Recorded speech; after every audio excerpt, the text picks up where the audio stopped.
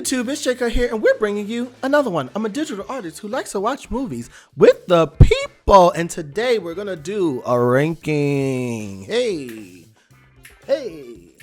So, we are gonna be ranking secret level. Ranking, blah, blah, blah, what? We're ranking from my least favorite to my most favorite, okay?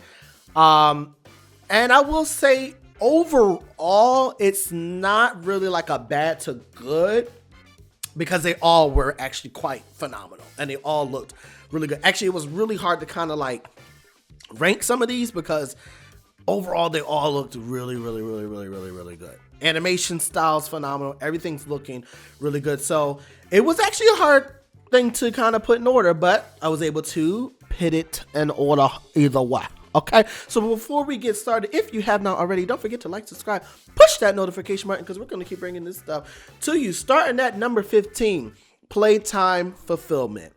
Like I said, animation style, really good. Oh, and this is a non-spoiler. I'm going to do as best as I can not to spoil anything.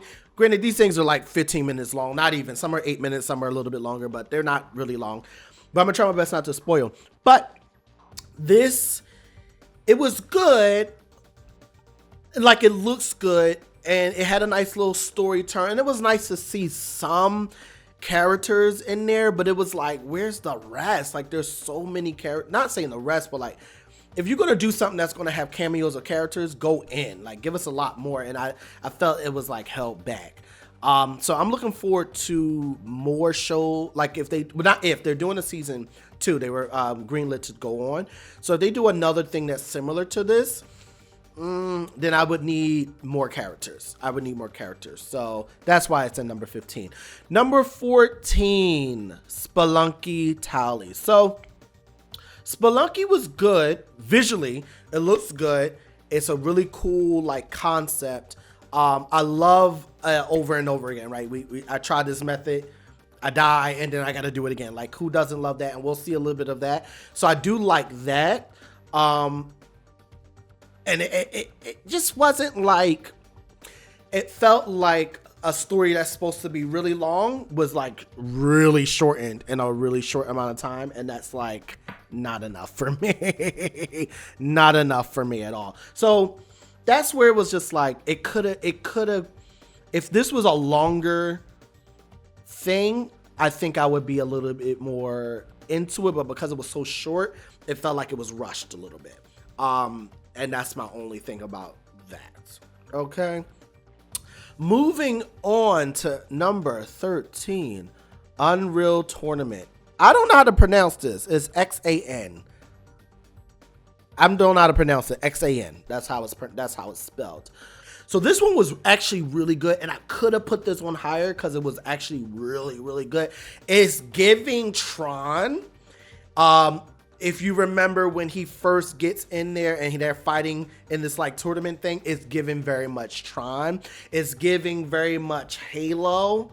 There's a particular board that I always think about, and it has this boxy type of situation. It's giving much Halo. Mind you, I don't know a lot of these actual games. So like, I don't know the actual game to this or the 2 that we just did. There are some that we're going to go to that I do know, but this is not one of them. But it was really good. It's given Rebellion, robot, man versus machine. This is, to me, this is where the shift of like the other 2 I spoke about, but like going forward, this is kind of like they're all really good, and it's just about picking which one is above the other. Moving on, number 12, New World. The Once and Future King. Really great. It's all about humility, humbling your mind, humbling who you think you are. You know, sometimes you have this position and you think, I'm this in a bag of chips, not realizing there are people way above you who don't even act like you're acting. There are people above you and are not arrogant like you. And that's what this thing is about. It's really, so the story is good. It's a humbling story. Animation style is really good. There's some really dope fight scenes. A lot of the shows here is about like, well, obviously because it's a game, trying and trying again, trying and trying again. So it makes sense that there's a lot of that here because that's what video games are. So it's yeah, this was a pretty good one, absolutely. Okay, and then number 11, Exodus Odyssey. I wanted to put this one higher. It's very much, you know, space travel. It's giving Interstellar, you know, the dad trying to get to his daughter. Without giving the story away too much, his initial reason of going to find his daughter was dumb after a certain point, and then eventually it wasn't about that anymore. Because at first I'm like, at this point, what's the point? Are you still trying to get her for this reason? Because that don't make sense.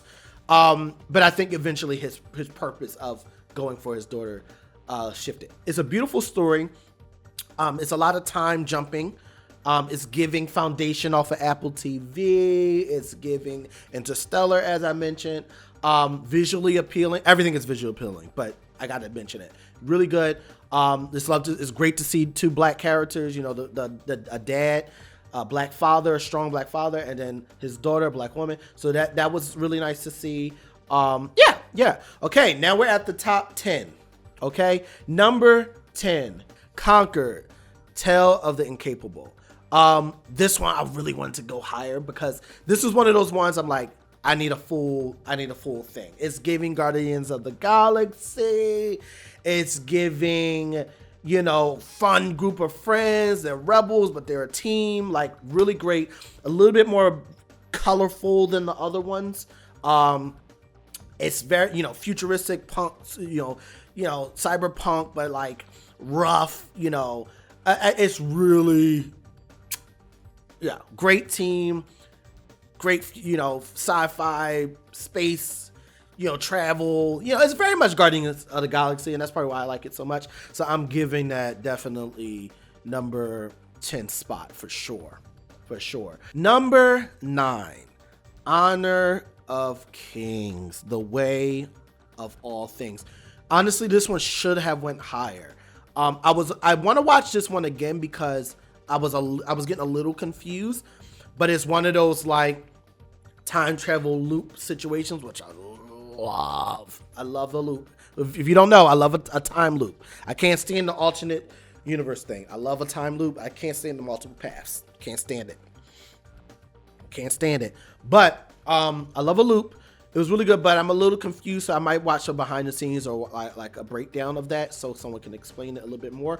But visually, like the movements and the you know, the atmospheric lighting and the particles effects and all that, really, I mean, that might be one of the better ones when it comes to like special effects and things breaking away and pulling, and that might be the highest in that regard. But really good.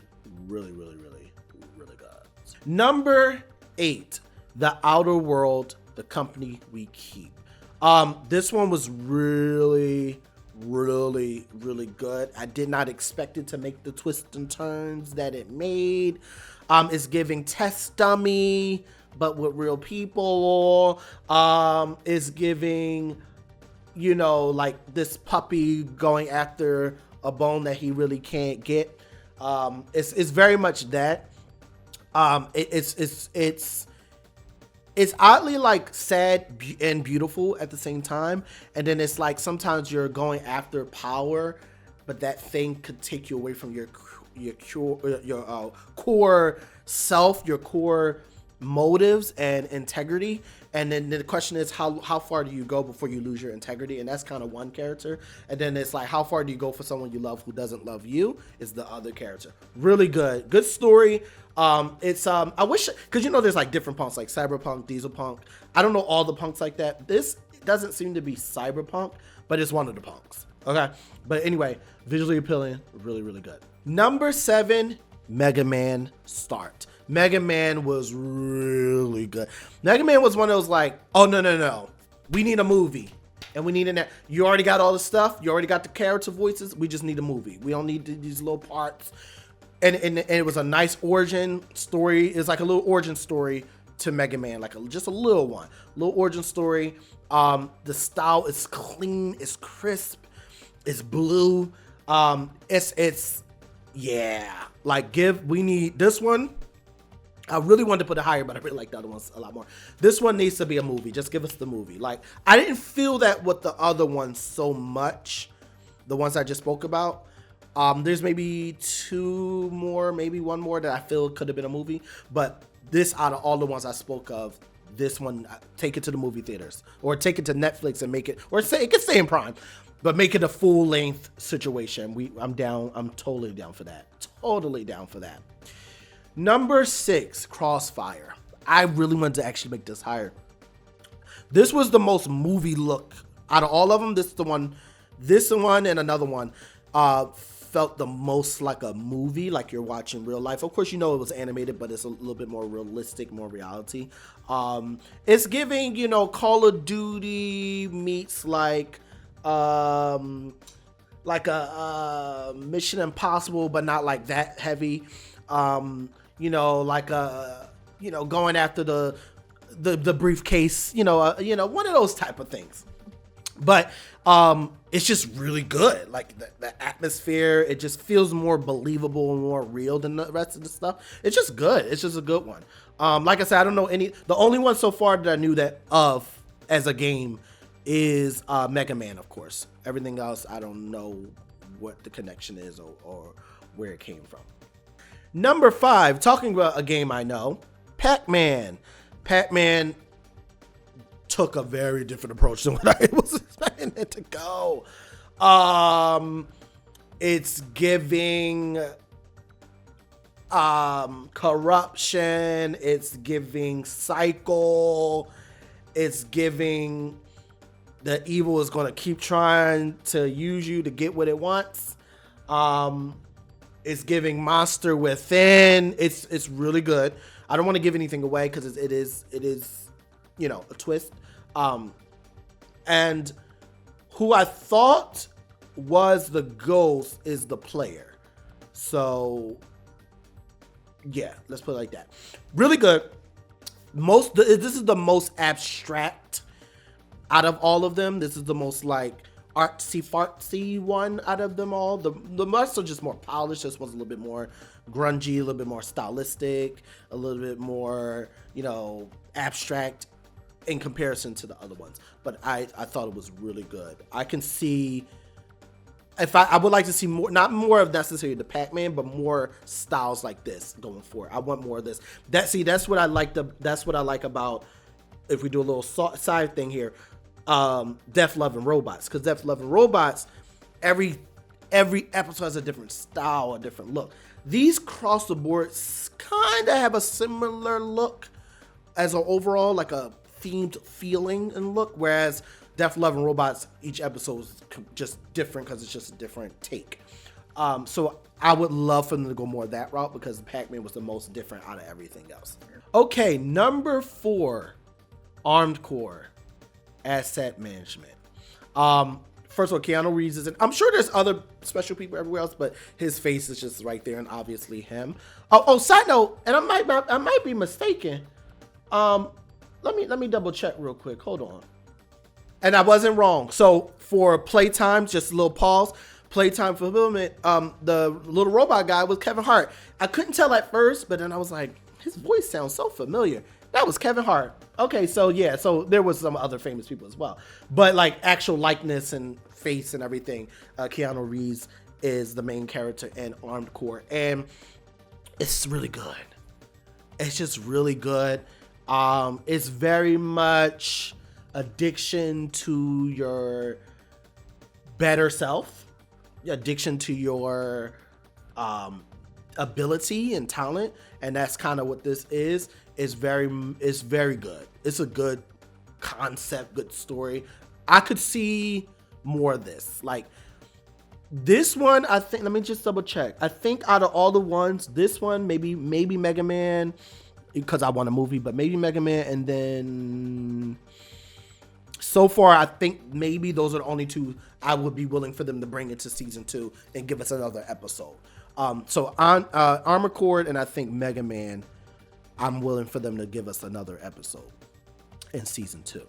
Now we're down to the last 3. Number 3, Warhammer 40,000, and They Shall Know No Fear. That one, out of all of them, number 1 best atmospheric, volumetric lighting crossboard. It's funny, I'm working on a piece right now that I'm playing with some volumetric lighting and just trying to get the camera to be more crisp.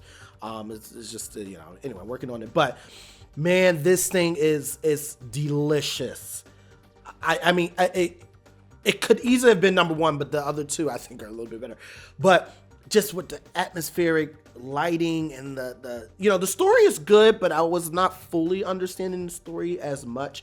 But just the feeling of this, I think is the best look out of everything. This one has the best look. That lighting is delicious. Best lighting, period. They got some slow motion things happening. This villain thing is very creepy, but even the way it moves is pretty cool. It's very disturbing. That's probably the most scariest thing out of the whole 15 episodes. But yeah, that was pretty cool. Number 2, Dungeons and Dragons: The Queen's Cradle. I actually thought this was going to be the worst one when I saw trailers. I was like, okay, because I'm not really I say I'm not a Dungeons and Dragon person, and yet I tend to really like anytime I see something that has Dungeons and Dragons in it. But it's just not my go-to thing, and yet when I do watch it, I enjoy it. But I really was like, this is probably going to be the least favorite. And even though it was the first episode, it's actually one of my favorite ones. I mean, talking about a one that I want to see more after this in season 2, this is the one. Talking about a team, that's the thing I liked about Concord is it Concord or Concord? I don't know, whatever. I like that team aspect. I like the group of people who have different abilities and powers or things coming together, and this one was that. This was really good. And then, is this a spoiler? No. That main dragon at the end, delicious design. Oh, the design is really, really good. Oh yes. And then last but totally not least is Saifu, It Takes a Life. Man, even when the game, I never really seen the gameplay that much, but I've seen a little bit and I've seen trailers. And I was like, ooh, this is a cool concept. It's very, talking about art style, this may be the second one that breaks the look a little bit more than others. Art style, this might be the best one out of everything. Even though I really like the art style of Pac-Man, this one is leaning more Spider-Verse, leaning more what's the show? Arcane leaning. It still has its own, you can feel its own thing. I'm assuming Japanese look, and it's just, everything's a little bit more boxy and sharp. It's really good. Also very atmospheric. Fight scenes are killing it. It's just bow, bow, bow, bow, bow, bow, bow. Talking about over and over and over again. Talking about growth. But I'm trying not to spoil too much because I do want you to go and see these things yourself. But yeah, I would put this at probably number 1. It was hard because I really like Warhammer a lot. And Dungeons & Dragons, so it was really hard to figure out where to put those, but I think it's only right to put Saifu as number 1 best out of the 15. Anyway, let me know in the comments down below have you seen it? Have you not seen it? Are you going to see it? Go ahead and check it out. Is my ranking odd? You think it should have been a different ranking? Let me know down in the comments below. If you have not already, don't forget to like, subscribe, push that notification button because we're going to keep bringing this stuff to you. That's it.